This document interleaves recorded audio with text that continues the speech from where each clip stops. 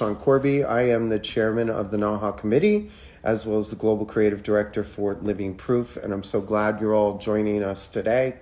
Look, we've set up this series to give a full spectrum of support to everyone who is watching, anyone who has ever thought about entering NAHA, or just to see some of the coolest people in our industry, get to know them, and ask questions. Feel free to ask questions throughout. I have a list of questions, but I'd rather have yours. So make sure you ask them as you go, put them into the question box below, and we will try and get those answered if possible. Also, I am so proud to announce that PBA, and thank you Sherry, and thank you Nina, and thank you Logan, has worked their buns off to get a resources page up at probeauty.org/NAHA. If somebody could even type that in, probeauty.org/NAHA. What that has is every call we've already had with some of these incredible artists, they have where to buy wigs, what studios to use, how to find models.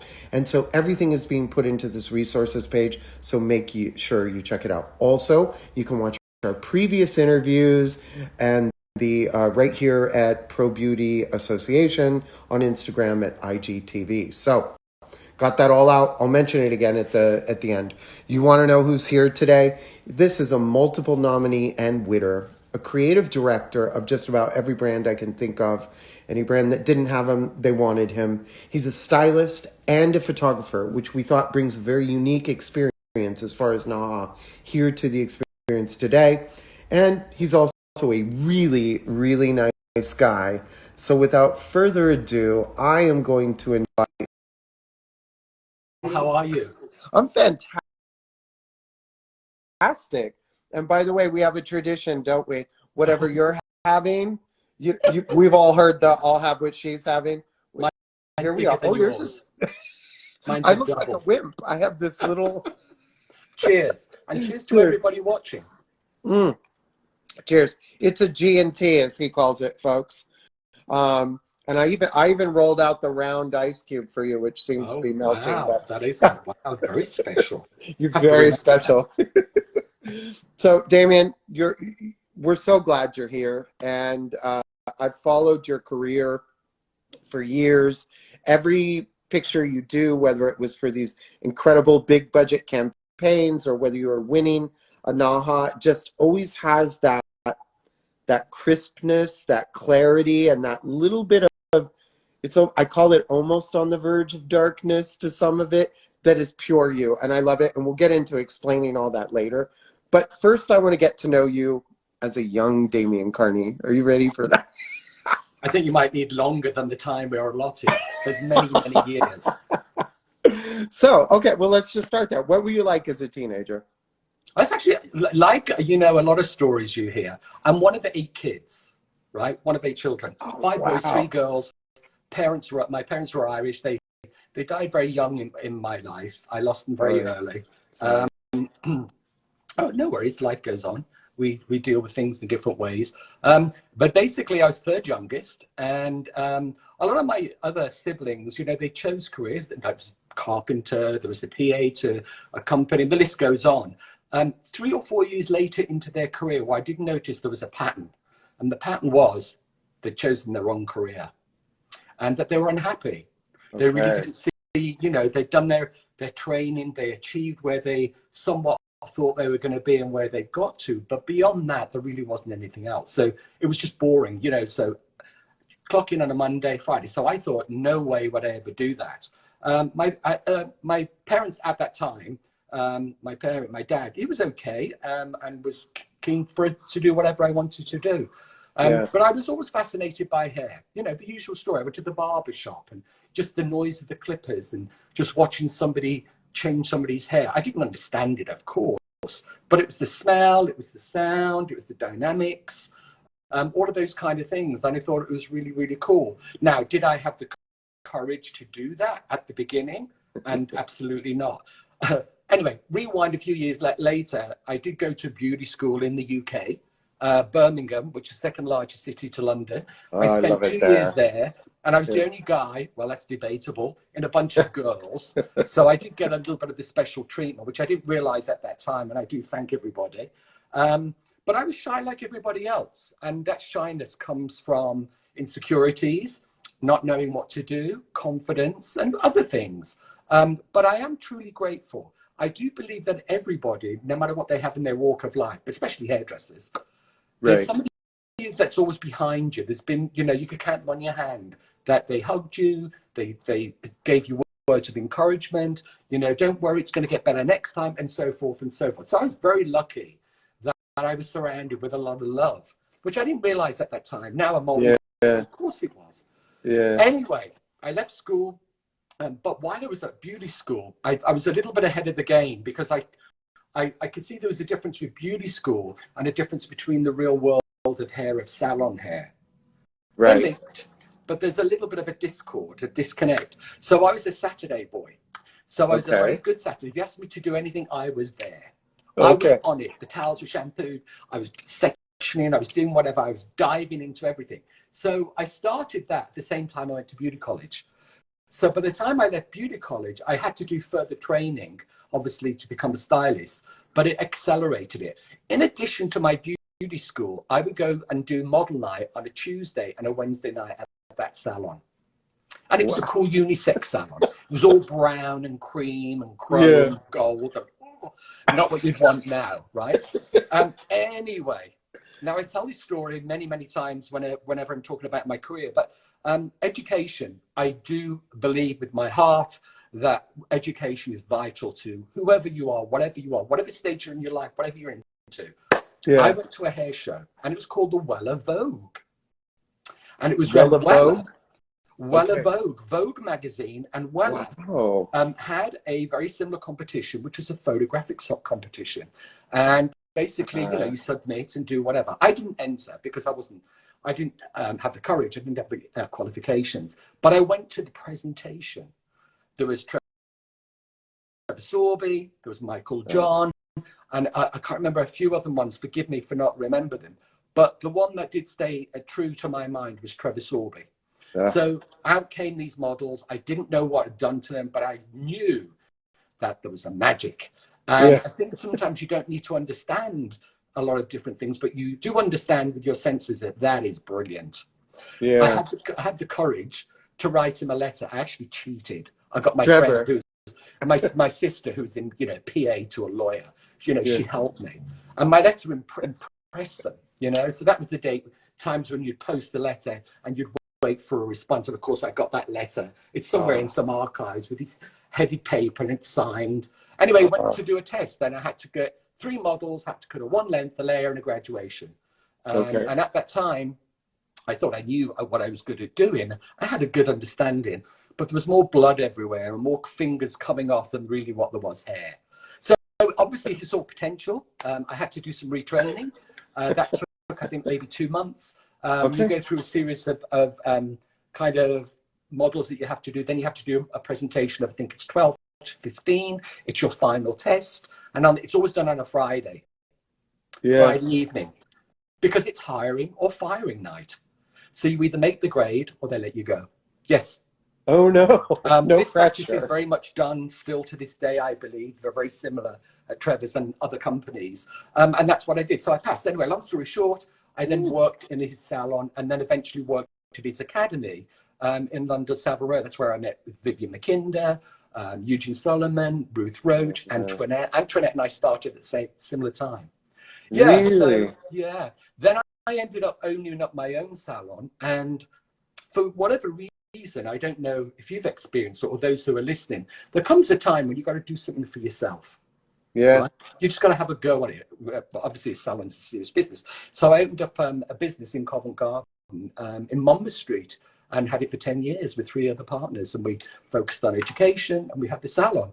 And we did well. And I decided again, I needed to move on.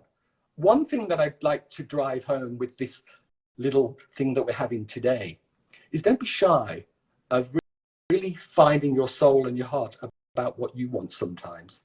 That can take a long time. It can be perceived as selfish or you're using people. It's not that for me. It's about really what turns me on, what really that we can put others above it, that sometimes we lose track of ourselves. It's a bit like the airlines, you know, it's the seatbelt. Put your seatbelt on first before you can help everybody else, especially children. Because if you're not secure, then how can you secure somebody else? Yeah, that's such good wisdom. And you lead perfectly to, like, you have, as far as NAHA, and this is really all about your genius in NAHA and how we respect you so much. Although, Adrian, there were so many people who, like, you've changed their life and they're sending you so much love. So I'm trying to read anybody. If you have a comment, put it in the question mark box or a question. I will get it asked to Damian. I will do my best. Your skills are complete. Tell us how you started in photography. How does one make that transition? Well, I suppose what had happened is I mean, a lot of that kind of, I didn't do photography when I was at Trevor's. When I left beauty school, I didn't realize you could travel. I didn't realize you could do celebrity. I didn't realize you could do films. I didn't realize you could do all of these things. Trevor, obviously, is an international name. He was doing collections. He was doing shoots. So it kind of really opened up this window up here of all these different things, these senses that I'd never experienced before. So fast forward down the line of doing some photo shoots. I did editorial when I was in London. I was with an agent. I did that for a number of years. So that's really where I was the hairdresser. And then there was the photographer, the makeup artist, and whatever. So it was based on either a fashion story, or it was maybe advertising, whatever the case may be. And I was just fascinated by how the photographer pulls it all together and pulls all these elements together. But the real sense and the reason why I started doing my own photography was I would work with certain photographers, but I wasn't working with the photographers that I felt could really elevate my work. But there's a time and a place. And you have to grow when you're going to grow with your others in the team. And I did grow. I worked with better people, as you do in life. That's what you should be doing in your life, opening up new things and developing. Long story short, I thought, hey, I've seen models pose. I don't know everything, but there's certain things that models do to create great images. There's certain clothes that will make the woman's body look amazing. There's certain lighting that will make hair look sparkly and alive. You don't have to have a sharp picture. You can have a blurry picture. You can have a dark picture. So what is beauty and what makes a beautiful picture? Peter Lindbergh, Stephen Klein, Patrick Elisha, you know, they all go on and they go on. They got so. Anyway, so I did invest in a camera. Dun, dun, dun. Dun, dun, dun, dun. Is that the one? Is that the OG? Well, this one I've had now for probably about 8-10 years. Okay. I would need to buy another one. And actually, I'm going to give you some tips about the difference between that and that. Yeah, we can't wait. That different. Yeah, we can't wait. Yeah. So I was lucky because going back to a lot of people that want to get more into photo shoots and work with stylists, you got to get out there. You know, you got to get out there. You got to do a little bit of networking. So in today's world, we're very lucky that you can do your computer and instantly you can pull up names of people. And I think it's about reaching out to people. So with my connections of doing my editorial, in me, and I'm a great believer. It's one of my qualities of everyone who's worked with me. I don't want to hold things back. I just want to pass on what something has been done to me, and that's love and passion and sharing things. No point in holding on to it, right? If you know about it, give it to people. If it grows and helps them. So that was it. Understanding a camera to me is like understanding one length, layer, and graduation. To a hair colorist, it's levels, peroxides, color wheel, and so forth and so forth. So what you've got with the am I dark? No, not on us. Just make sure I got the right lighting. Just so highlighter's perfect. A camera is a machine, and then you have to, you know, pre-visualize what you want. So you've got to have some kind of idea where you're going to go. There are times where you may pick up the camera, and I do this quite often, but I have no idea what I want to shoot that day. So that really is, you know, leaving everything really very, very open wide. So I did invest in a camera that's not as good as the one I've just shown you. And this is really important for people that are, I believe, are investing in equipment. Don't buy something that is way above your budget. Start off at the beginner level, knowing that you're going to probably upgrade it and increase it later on down the line. So that's the Right. camera, lighting, or whatever. Don't overbuy stuff that you're never going to use. And I did that. I wanted that light. I wanted this. I only use the same thing all the time, or very little. Yeah. So if you're serious about your hobby, what you could do is invest in a good camera. And what you've got to do is think about the quality of the camera. Most people now are using this as their format. So you don't need lots of megapixels. The higher the megapixels, the higher the camera level is, the quality, the lens. So you could get a great Nikon or a great camera. And I would encourage you to go onto eBay. And I would encourage people to buy secondhand, used. Okay. The prices has dropped. Most people who are using their equipment take care of it. Another good tip is if you've got a photographic rental house that is in your area, which most places have them, it's a place where photographers hire cameras, hire lights, and hire what they need. Most people, often big photographers, don't even have their own. They will hire because they're automatically built into the client's bill. So the point here is, if you're maybe learning about a particular camera or a little bit about a certain light, you can hire it. You can hire a Nikon camera for $100. This is New York prices in Chelsea, with a lens, another $30 for $150. And then it's like a mega. You could get a billboard in Times Square. You're not going to be shooting that when you first start. But with that camera, my fear would be, because I'm inspired by that. By the way, Pamela Blackburn said, I would not be as successful as I am today in my career without Damian Carney. So hi, thank you. And she's giving you one of these. Thank you. And Pamela, you made it happen, darling. That's all it is. You can give all of the information to anybody. I'm included. But whether I choose to use it wisely or sensibly, the way that I want or you want, is really the leader in the pack. And someone asked, should I invest in a lighter or a camera? I'm not sure. Is that an inside joke? I'm not sure. I'm not sure I understand. Like a cigarette lighter? Maybe you can type it again and tell me who you are, so we can at least shout you out. So my concern, Damian, like getting the fancier camera, and I've said this to you before, like, I don't know how to work all the buttons. Like, I know they do something, but... Okay, so let's bring it back to the hair world. If you ask a hair colorist and they've got a color book and they've got all these shades, what is the #1 color that probably flies? Medium brown? Browns, covering gray, Yeah. Worldwide, that's probably out of order. But all of the other colors, they've got them in the store in the back, but they probably will never, ever use them. So on your camera, you have a lot of things. You know, it's a bit like your computer.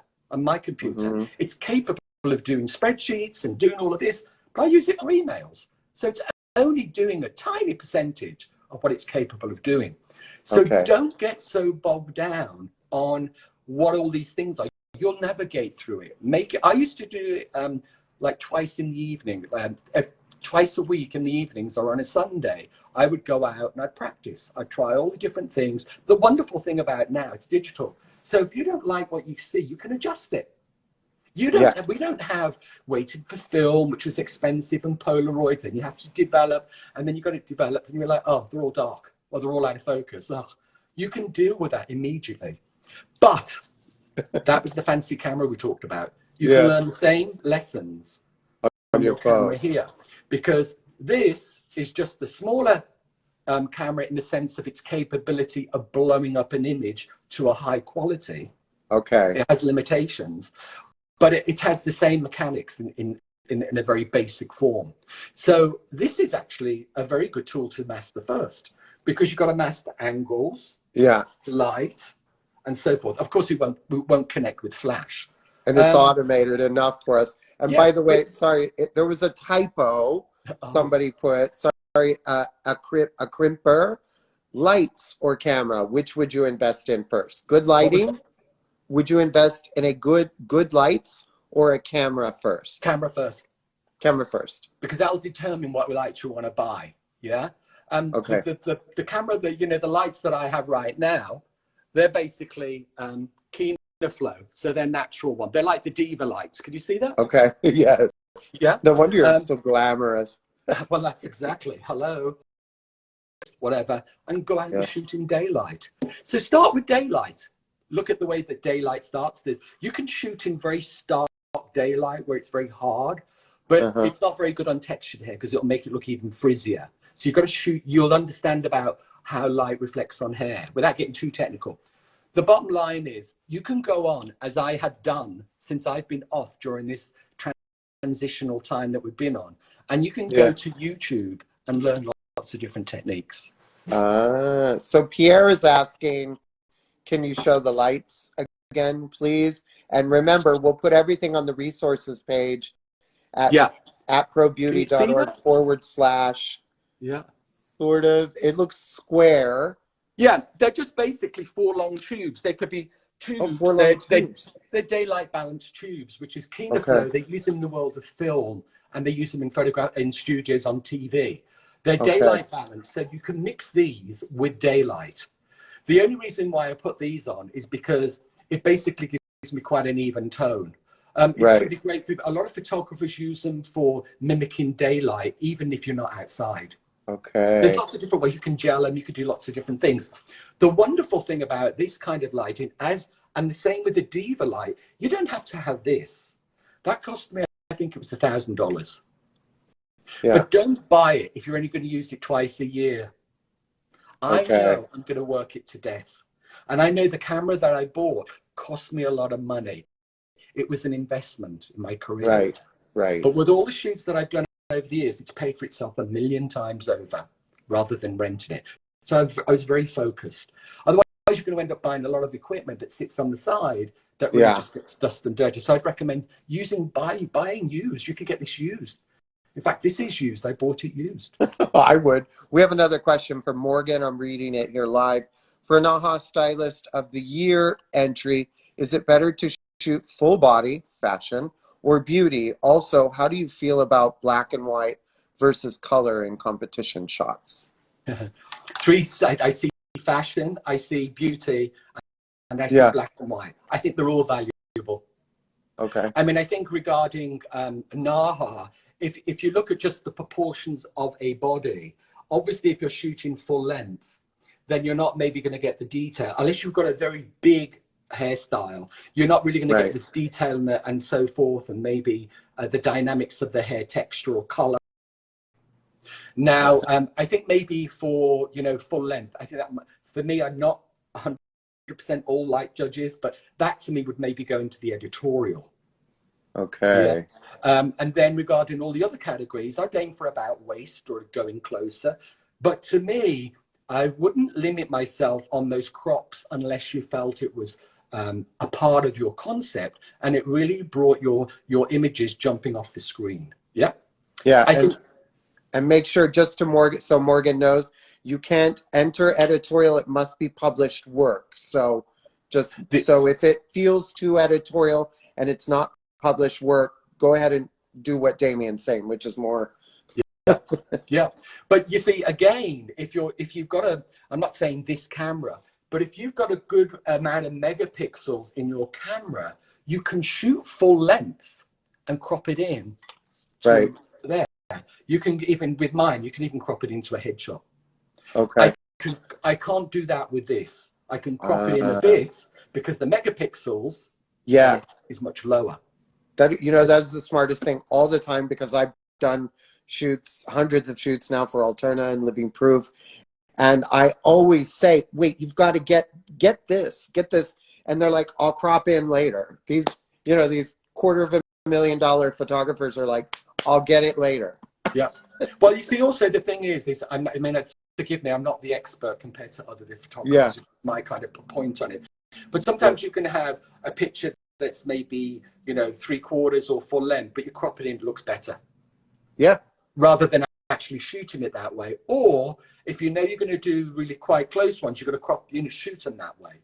Yeah. So it's chicken and egg. They both have values based on your concept, based on what you see. A crimper wants to know, should you submit all the same types of crops in your submissions? As in a collection? I think there needs to be some kind of continuity, in the sense of the way that they're kind of, maybe they don't all have to be in the same position, but you have to look at the proportion. You wouldn't want to crop something in and one model's got a bigger head and another one's got a smaller head and one's got a different size head. You want to look at the proportions. You want to look at it as if you're looking in a magazine and you're flipping those 4 images and you go, that really goes well together. You know what? That girl looks really great with the crop and you need to work on these other 2. So it's about instinct. We're talking about inspiration. I have my little libraries. I love it. That I collect. And you can do this digitally, everybody. This is a great image of not having any wardrobe. Right. It's so powerful. Yeah. Like a shoulder, So, you know, you can take anything. This to me is like a monotone. It's neither black and white or neither color. And it's basically a white shirt. Could you get that white shirt at Zara and do some incredible hair? Yeah, absolutely. So to me, it's about, you know, get your inspiration. And what I do is I've got libraries of these. I've got avant-garde hair. I've got makeup. I've got bridal. I've got men's hair. I've got all these things. So anytime I'm working on a project, I can tap into it and get turned on and get inspired. Because the worst thing in the world sometimes is with inspiration. You can't just put a coin in there and click the button and go, oh, bing, you know, we're all going to get inspired. It's emotional. You have to be in the mood for it. You have to want it. You have to be turned on by it. There'll be something that will trigger. That will. And I love how you merge it together. Yep. So how do you know when you have the perfect shot? How do you know when you're there? You know, for me, I'm working with, it doesn't matter, you know, the kind of level of the team. You just know instinctively when you look at that screen, you just go, oh. Right. And when I'm shooting, I can hear what a lot of people don't realize, and I didn't realize this when I wasn't shooting my images and I was the hairdresser, that you can hear every single conversation and whisper, because the only senses that you've got that is here is your ears, because you're focusing that way. So I can hear if it's like, oh, that's a good one. More of that. So it's about feedback. You just know when the angle is right, you know, the expression is right, and you know everything else. But more important is working with people that basically know more than what I do. Okay. And in the last year, and I have no problem in saying this and no problem in crediting those people, in the last probably 4 or 5 years, the people that I've been working with are doing editorial all the time. They're doing the commercials, they're doing the campaigns, they're in New York. It's a tough industry. Everybody's got to pay the rent. There's beautiful people everywhere. So the point being is surrounding yourself with amazing people. I had a personal story about reaching out to people. Yeah. I was very frightened of doing that because I didn't feel worthy. I didn't have any images to show them. I called an agent. They were like, "You kidding me? I wouldn't touch you. You haven't got that image." So it closed the door. So I had to go back, and I had to go back with the right portfolio to get the models. This leads me on to one woman, this special lady to me, who's introduced by a wardrobe stylist called Nico Kafalis, who they've worked together prior to me. But it's called Joanne Gare, and basically she is a body painter and makeup artist. Did she do that? All of these iconic images that we all look at, Madonna. She did all of those kind of things. So when you're looking about, you know, she talks to me and she might give me an idea about how it should be shot. She'll talk to me and say, Damian, maybe you might want to move that hair a little bit this way. I have no problem with that. So she has the experience, gorgeous. The story to this is that I dreamt about Joanne. If she would ever shoot with me, if I was ever get to a level, I reached out to her with my friend Nico, and she was very beautiful. And she said, let's do a test, let's do a shoot. Yeah. And from there, I've been working with her quite regular, and things are different. And it's just amazing. Surround yourself with people you're going to learn from. And it's the small little bits in this ladder that have huge impact. And I think you've got to remember, for people that are listening, that it's a starting point. I've been doing this a while now, so I should have results. I should be getting somewhere in my own mind. And I think it's important to think about what I think about my work. I love to hear constructive criticism. I like to have things bounce back. But at the end of the day, it's my work, and I've got to control the reins, and I've got to connect with people. Reach out. And you'll be surprised. People, if you're kind and you're funny and you've got a good heart and you're a pleasure to work with, Yeah. I do it. Nico thanked you for the shout out. And, Oh, and Nico. now I'm thinking, though, you've just shown me like Demi Moore and Madonna. And so if you have people like this helping you, can we talk about maybe, because most of the people watching these days, everybody's in a bit of a crisis financially. Even the highest level of everything is not making the money they were 6 weeks ago. Yep. So what can we anticipate to spend if we're ready to do it? We're going to rent that camera or buy that camera. We're going to get some used lights. We're going to set up. Yep. We're going to find the models. What can we anticipate on spending, Damian? Well, again, it depends. I mean, if somebody came to me, and not bombard me right now, but if somebody came to me with a real great idea and I wasn't working or doing anything, I'd shoot it for nothing. Okay. There are people out there that photographers, makeup artists, and I know there are a lot of your fans and people that are watching this are doing it already. They have learned that. Yeah. So sometimes it's not about the money. Sometimes it's about getting together. Right. Now, if you look at fees, some photographers can be very difficult because, they own the images. They don't want to sign the rights over to whoever, to NAHA or to the client. So you've got to be very clear about what is up front and what your usages are. I'm a little bit more lenient. I'm not like some photographers, but maybe those photographers aren't the photographers maybe you want to work, because basically they're all they may be thinking about half the time is the money or whatever. But they've also got to think about their career too. Their career. Do a job that doesn't represent their work, it can also be very detrimental to them too. I'd say maybe, an average could be 2,000, 1,500 for a photographer. With your clothes and your model and your photographer. Models, you could bet a good model in a New York agency for around 500, 750. Okay, wow. Yeah.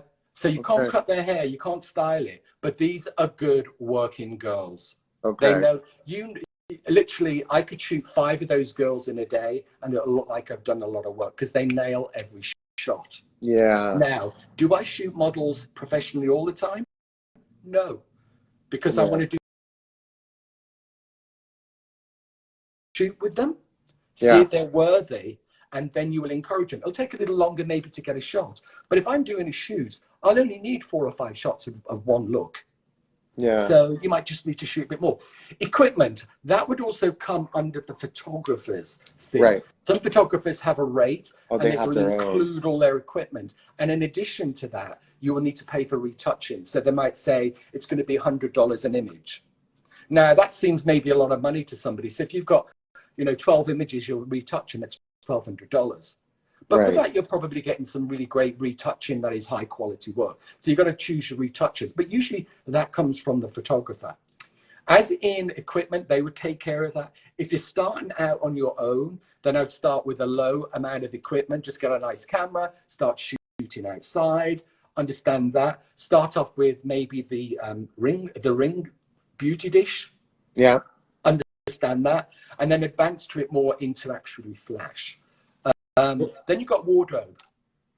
Wardrobe, you can basically get a shirt from Walmart for $10.99. It's like a man's shirt. Cut it up, razor it. Yeah. Paint on some colors. It looks like something from Comme des Garçons. Exactly. Yeah. No offense to Comme des Garçons, but but the camera sometimes can be very deceiving. Sometimes what can look quite cheap can look very expensive when it's lit in a particular way. But then on the other hand, it can look very hokey and Mickey Mousey because it just looks like you've done that. Yeah. So reach out to clothing stores. Mm-hmm. You can basically maybe find something at Zara, that looks like a Helmut Lang top or a Gucci or a Pucci, Prada, little whatever. If you can't afford clothes, don't do them. Yeah. You can create shapes with bodies. Paint. Yeah. But the model has to be comfortable. So, photographed with, very little on. You don't want all your team staring at them. So you want to create an enclosed environment. So there's loads of tips with that way.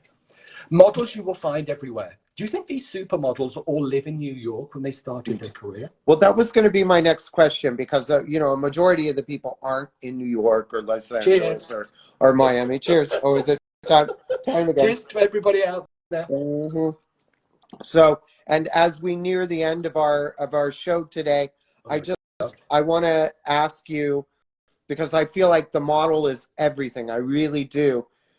Um, what are some things we can look for so we don't end up with, I call it, another pretty face? She's not just another pretty face. She's a beautiful woman, but she doesn't photograph well. Could you give us 3 boxes to tick so we get photogenic, so we get, is it angles? Is it eyes? Is it neck? I've heard so many different things. It's a combination of all of it. It's like what makes a great hairstyle. It could be the cut, the blow dry, the finish, the products. It could be just the angle. I think there are people that are not necessarily models, and I don't think they need to be, especially in today's world, where there's Yeah. an element of reality that people can relate to. I think people can be quirky, but if they're going to be quirky, you need to look at that camera and you go, well, you know what? There's just something really interesting. And they're quite quirky, or maybe the nose Yeah. is a little bit bigger, or the jawline's a bit stronger. So there's ways you can shoot somebody that will minimize maybe the nose or the Okay. jawline. So you've got to find out where and what is your key or your hero silhouette or your shape. But Okay. they don't always. A lot of my models and people that I use, they'll do it for nothing. And you're saying, well, you're Damian. But I wasn't. I've started. It's the same process, whether it's now or 10 years ago. I look at people on the streets and I've got a card that says, I'm a hairdresser, photography is my hobby. And it has my number on it. So I don't look like, a weird guy, an older guy Yeah. approaching somebody that's younger. And, Yeah. I'd trade off. I'd love to cut your hair. And I'd rather have a prettier girl or a guy that is quirky and interesting, and then build my concept around it. Yeah. Most people get it the other way around. I've got this concept. We've got John Galliano clothes. I've got Yeah. Pat McGrath's makeup, and you've got a picture of a supermodel, and you've got this amazing hair. Yet you can't get the clothes. You can't get Pat McGrath, and you can't get the Yeah. supermodel. So build your story, I think, a lot around your models and your quality. But in today's world, I think there's a lot more flexibility. And it doesn't have to be the perfect body shape. Who says it has to be? Yeah. Ethnicity could be anything. So I think that's where we can be clever and divulge into it. But if you're starting your process, just pick up the camera, shoot at your friends, learn a little, and I'll just shoot with this camera here on fast 20 images. Yeah. And maybe one of them would be the right one. Okay. So how do you get somebody to smile where it doesn't look like a toothpaste commercial, but it looks authentic? You got to connect with them. Yeah. But the it Colgate sounds like thing. a lot. It's another career, it's another dimension, but don't give up, and don't, if you don't succeed on your first couple of tries or whatever, then try it again. You will find that you're going to get your gig. The most important thing with all of this for me, it changed my hair world when it came to salon work and making somebody look beautiful when they sit in the chair.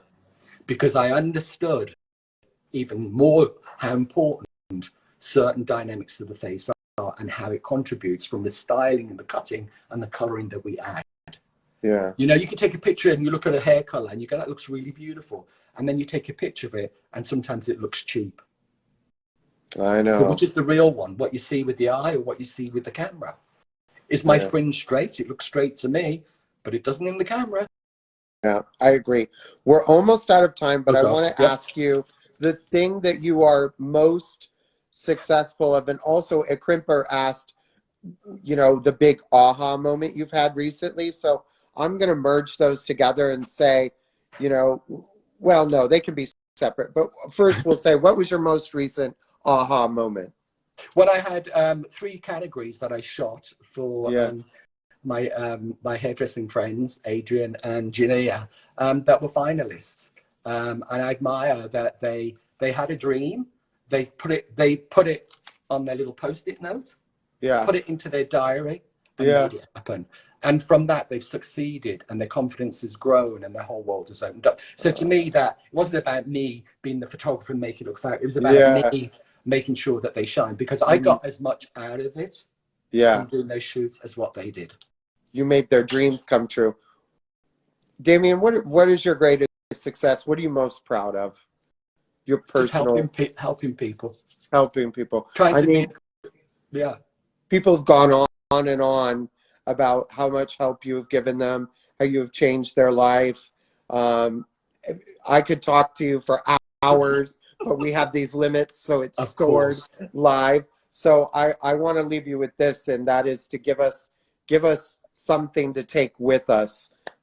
Your entire interview has been words of inspiration, but give us some final thoughts from the mind of Damian Just don't Carney. give up if it doesn't work. I think that we all have to fail to succeed. And I know that we hear that a lot in the industry, but I have all those insecurities as anybody else. I feel I've grown. I still got so much I want to do, and you think otherwise of me, and that's wonderful, and thank you. But for me, I'm still kind of here. And be persistent, and whether that's building your salon, whether it's building your clientele, whether it's learning how to cut a barb or color technique or entering NAHA. But my world changed when I got into the photographic world, because with a click of a button, your images, everybody out there, regardless of what you think and quality, that will get better. It can go everywhere.